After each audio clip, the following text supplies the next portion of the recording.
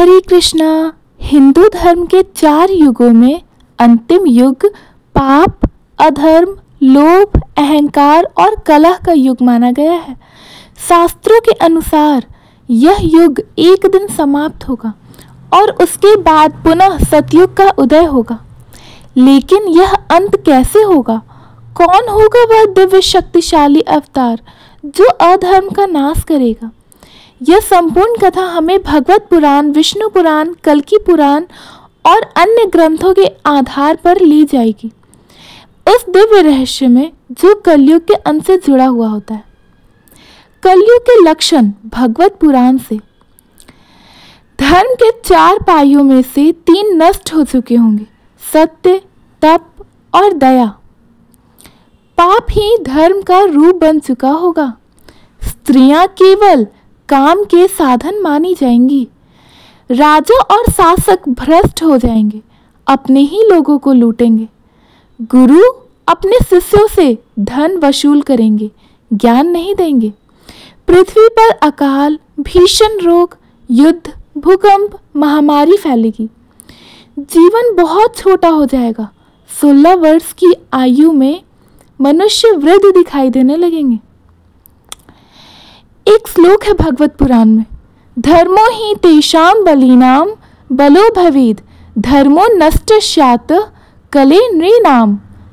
इस श्लोक का भावार्थ है कि कलयुग में धर्म का स्थान बल यानी कि शक्ति और हिंसा ले लेगा और धर्म नष्ट हो जाएगा। कलयुग की चरम अवस्था में समुद्र के जल स्तर बढ़ जाएंगे, सूर्य की गर्मी तीव्र हो जाएगी जिससे सूखा फैलेगा, जनसंख्या कम होती जाएंगी, लोग पशु वध को धार्मिक कर्म मानने लगेंगे, स्त्रियां अपने पतियों को छोड़कर चलेंगी, विवाह का कोई मोल नहीं बचेगा। भविष्य पुराण कहता है, नारीणाम पत्यो नाश्यु पितरा पुत्र वर्जिता धर्मो नश्यति लोके अस्मिनि अधर्मो विजयम लभतेत। इस श्लोक का भावार्थ है कि स्त्रियों को पति नहीं मिलेंगे और पुत्र अपने पिताओं को त्याग कर देंगे, धर्म नष्ट हो जाएगा और अधर्म जीत जाएगा। सच्चे भक्त बहुत कम रह जाएंगे। हरिद्वार, वाराणसी, काशी जैसे तीर्थ स्थल नष्ट हो जाएंगे, यह महत्व विहीन हो जाएंगे। श्री हरि नाम का स्मरण ही अंतिम साधना रहेगा। कलयुग में भक्ति का महत्व है कले तद हरि कीर्तनात्। इसका अर्थ है कि कलयुग में केवल श्री हरि के नाम का कीर्तन ही मोक्ष का मार्ग है। विष्णु पुराण में लिखा है कि 7 सूर्य आकाश में प्रकट होंगे, संपूर्ण पृथ्वी जल जाएगी, समुद्र अपनी मर्यादा तोड़कर सब कुछ निगल जाएगा, वायु तेज हो जाएगी और पहाड़ तक उड़ जाएंगे। यह संपूर्ण ब्रह्मांड एक अग्नि में समाप्त हो जाएगा।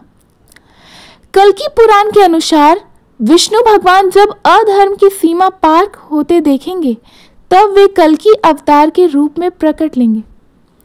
उनका जन्म संबल ग्राम में ब्राह्मण विष्णु यश के घर पे होगा। वे घोड़े पर सवार होंगे, उसका नाम होगा देवदत्त।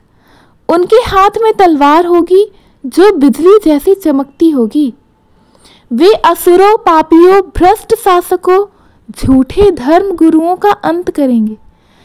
विष्णु पुराण में एक श्लोक है, अवतारो महाशक्त्या कल्कि नामना भविष्यति अधर्म नाशनम कृत्वा धर्म संस्थापना पुनः। इसका अर्थ है कि विष्णु कल्कि रूप में अवतरित होंगे और अधर्म का नाश कर पुनः धर्म की स्थापना करेंगे।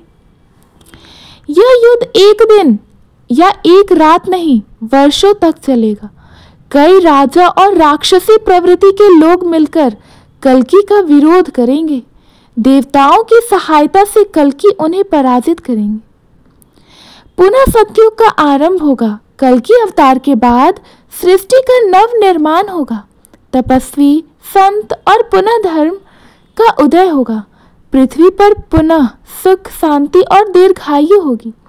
गायें, वृक्ष, नदियां सब दिव्य रूप में पुनर्जीवित होंगे। एक श्लोक है, सत्यम पुनरागमिष्यति धर्मो लभते स्थानम कल्की नाशति पापम सृष्टि आरभ्यते नवम। इसका अर्थ है कि सत्य और धर्म का पुनः आगमन होगा, पाप नष्ट होंगे और सृष्टि का नव आरंभ होगा। यह युग चाहे जितना भी अंधकारमय हो, लेकिन श्री हरि नाम स्मरण ही हमारी रक्षा कर सकता है। कलयुग में सरलतम साधन है हरि नाम, गीता पाठ, संत संग और सेवा। श्री कृष्ण ने गीता में कहा है, सततम कीर्तयन्तो मां यततंश्चे दृढ़व्रता नमस्तस्चे मां भक्त्या नित्य युक्ता उपासते। इसका अर्थ है जो लोग नित्य भक्ति और श्रीहरि के नाम का स्मरण करते रहेंगे वे ही कलयुग के अंत में कल्याण पाते होंगे।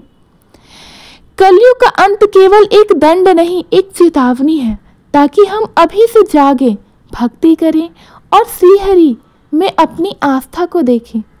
यह कथा न केवल भविष्यवाणी है बल्कि एक संदेश है, धर्म की ओर लौटो, अधर्म से हटो। हरि ओम तत्सत। धन्यवाद। राधे राधे। अगर आपको ये स्टोरी अच्छा लगा तो प्लीज़ हमारे वीडियो को लाइक करें, अपने फ्रेंड्स फैमिलीज़ के पास शेयर करें और नए हैं तो हमारे चैनल को सब्सक्राइब करना ना भूलें। हरे कृष्ण, श्रीमन नारायण। राधे राधे। धन्यवाद।